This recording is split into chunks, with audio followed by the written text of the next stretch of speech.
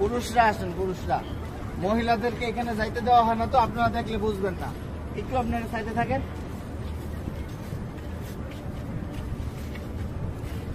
আমরা ভিতরে যাব হচ্ছে এইভাবে।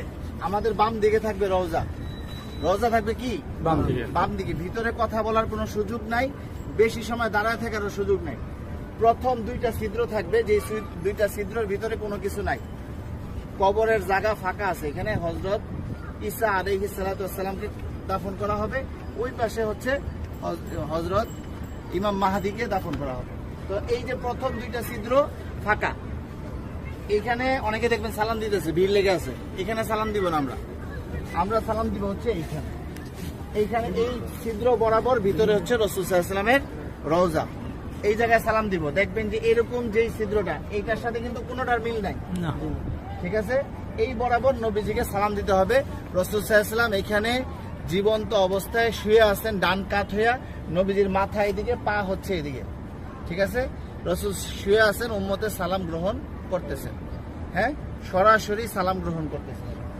তারপরে এখানে আবু বকর রাদিয়াল্লাহু আনহুর কবর, এই বরাবর এখানে আবু বকর রাদিয়াল্লাহু আনহুকে সালাম দিতে হবে। কিভাবে সালাম দিব?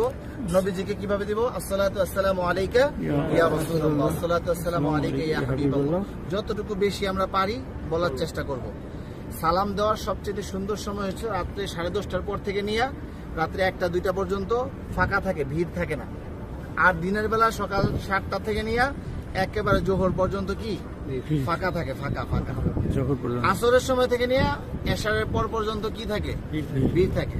যত বেশি পারেন নবীজিকে সালাম দিবেন। যদি সালাম কবুল হয়ে যায়, আল্লাহর নবী বলতেছেন যে আমার রোজায় যে সালাম দিল তার উপরে, আমার উপরে ওয়াজিব হয়ে যায় তার জন্য হাসরের ময়দানে সুপারিশ করা। আমার সালামটা যদি গ্রহণ করেন নবীজি, তাহলে আমাদের এইটা নাজাতের উসিলা হয়ে যেতে পারে।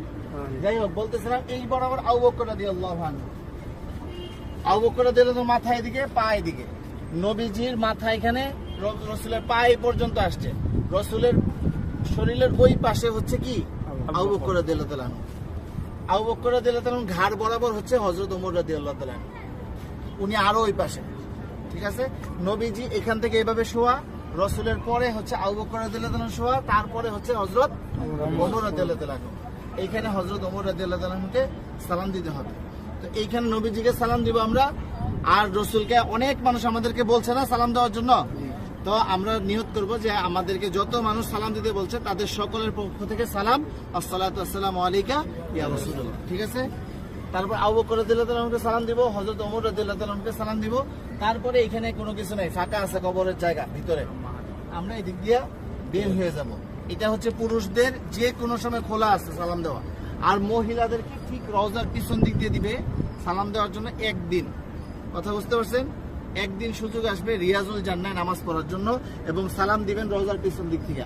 আর মহিলারা বাহির দিয়া প্রতিদিনই সালাম দিবেন আপনারা বাহির থেকে। হ্যাঁ, এই পাশে আসেন।